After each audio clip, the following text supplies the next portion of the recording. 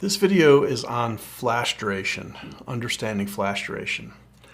Flash duration is something that most people don't ever talk about, even people that have been photographers for many, many years. But with the advent of the global shutter that was put into the A9III, flash duration is all of a sudden at the forefront of what's possible in photography.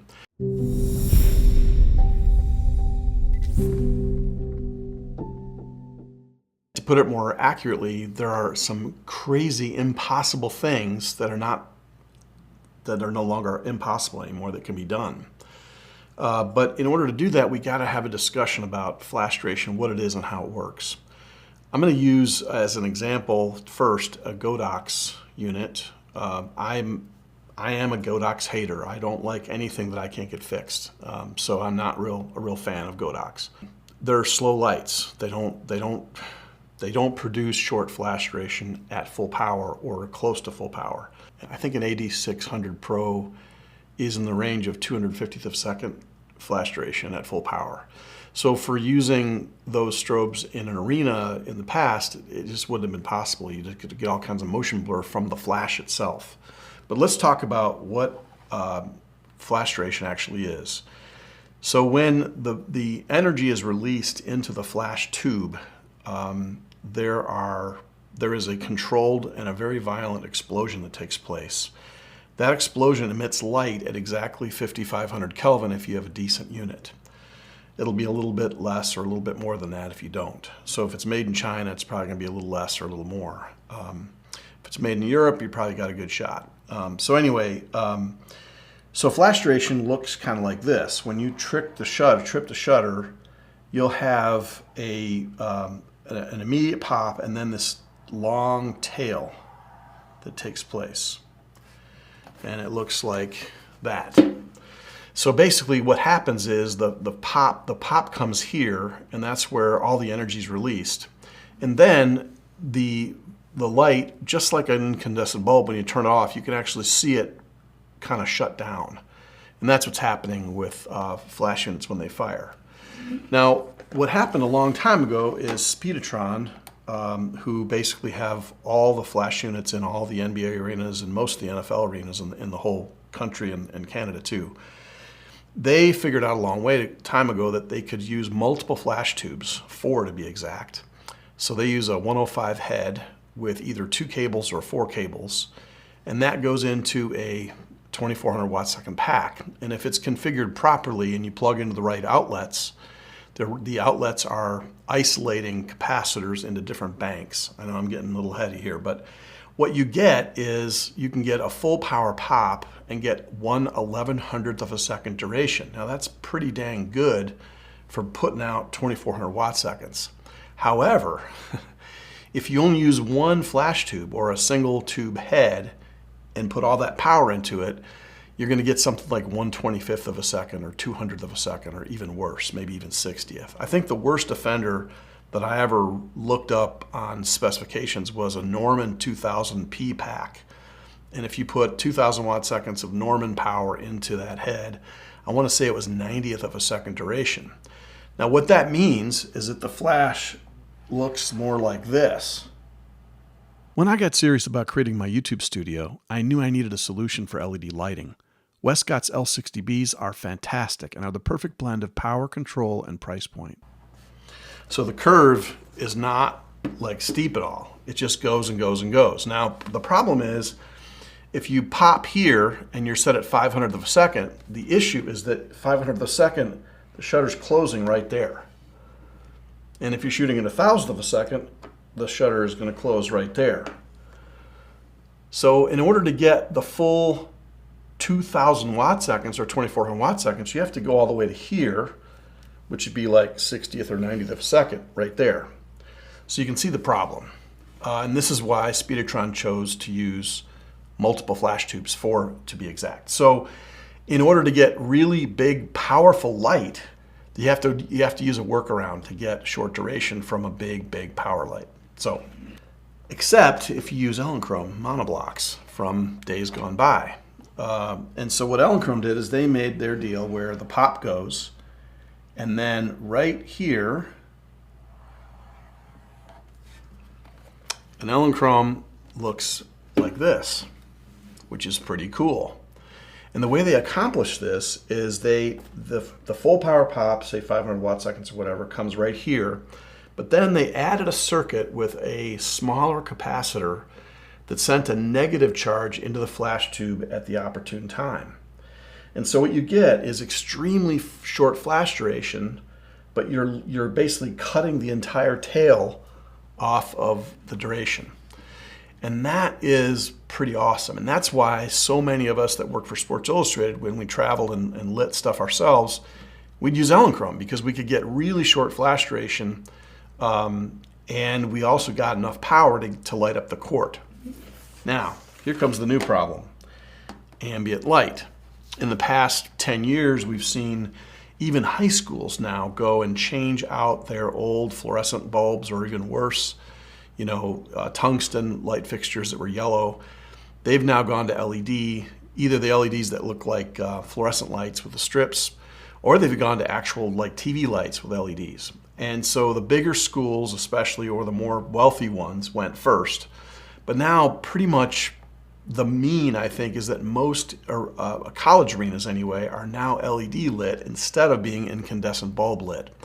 And this has meant a great increase in ambient light. So it's much brighter now than it used to be.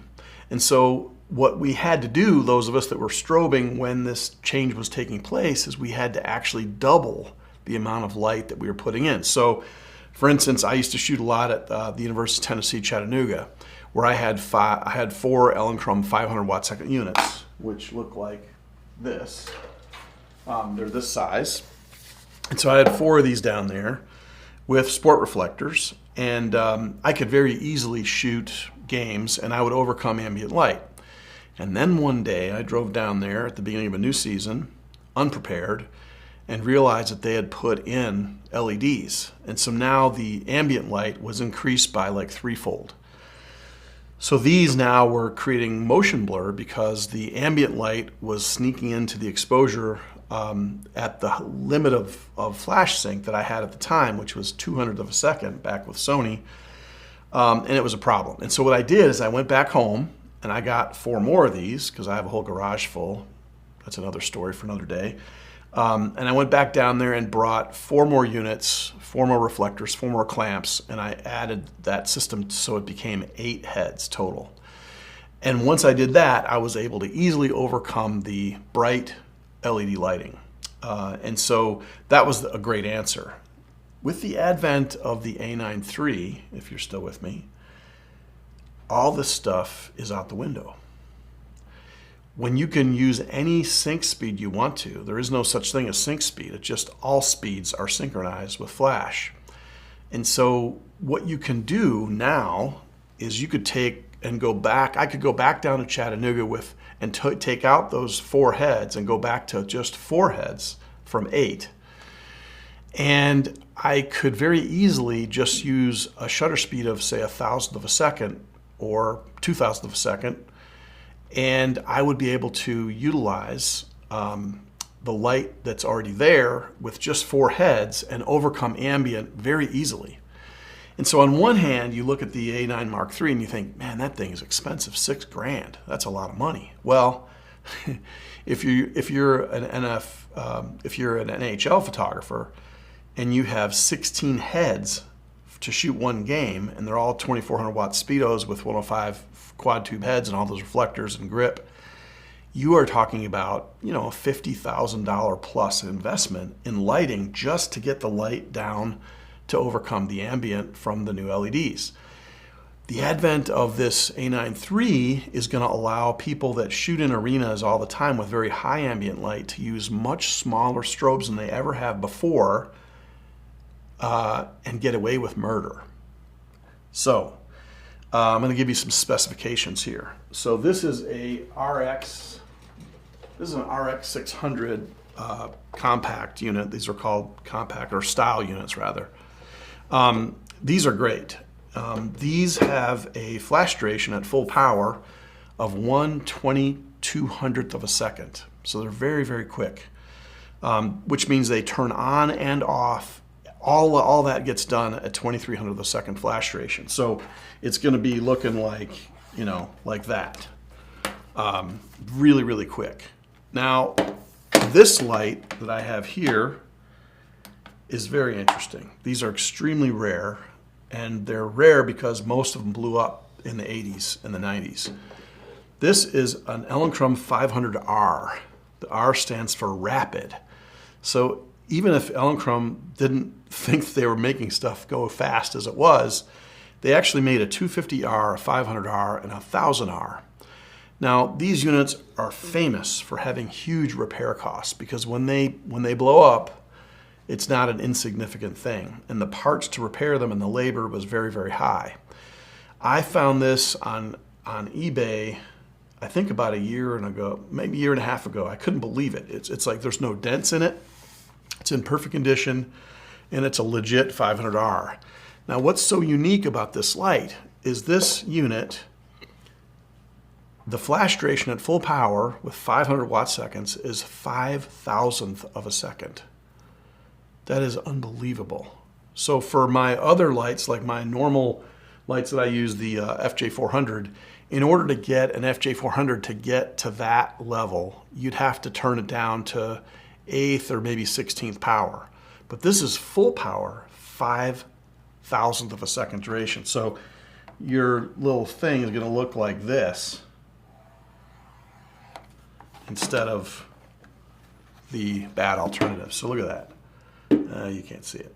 It's hard. Anyway, there's almost nothing there to even see. It's just up and down. So anyway, the 250R was even faster. The 250R was at full power was 7200th of a second, which is just, these are speeds that are approaching ability to do pours. Like, you know, there's photographers out there that only do pours for a living, which is like beer commercial ads and stuff like that, Coke. And in order to capture a pour perfectly, you have to stop everything dead in its tracks. And this is where you need like 10,000th of a second duration. So here's the deal. What does this all mean? This means that if you had an A9III connected up to a 500R, the 500R is able to use 5,000th of a second flash duration. So you could wind up your A9III to 5,000th of a second, and you'd get a full power pop, meaning you'd see everything that the flash had to offer at that power. Now, if you went from 5,000th of a second to 10,000th of a second, it would reduce the output of light in terms of what the sensor could see. So, but this is sort of the Mac Daddy of the flash world. There was some Balcar units that were made back in the day that could turn down really far, and they were, you know, in stroboscopic mode where they would just go, you know. You could get shorter durations than this, but really that's about the only exception. So what I want to do, what I'm going to do in the near future, I've got a lot of vacation coming up here, July and August, but when I get back from all that, I'm going to go down to Maryville College where they just installed a brand new court, basketball court. There's 3 courts. They're all beautiful. And they've told me I can have access to those. And what I'm going to do is I'm going to put up 4 Elenchrum 500s. I only have one of these, so it won't be this.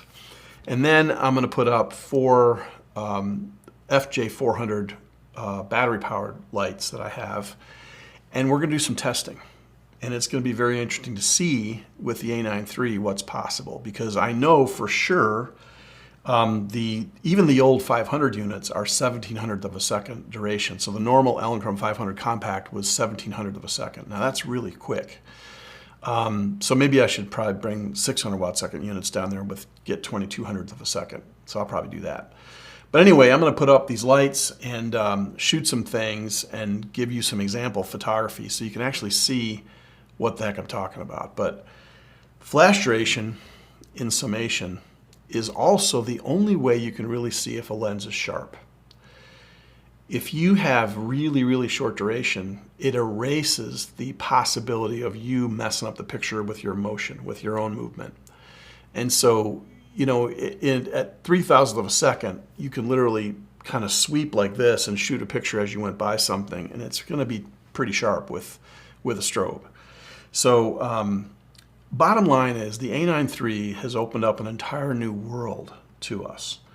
But in that new world, you're going to have to know what the heck you're doing, and you're going to have to understand flash duration at a very high level in order to work in that world.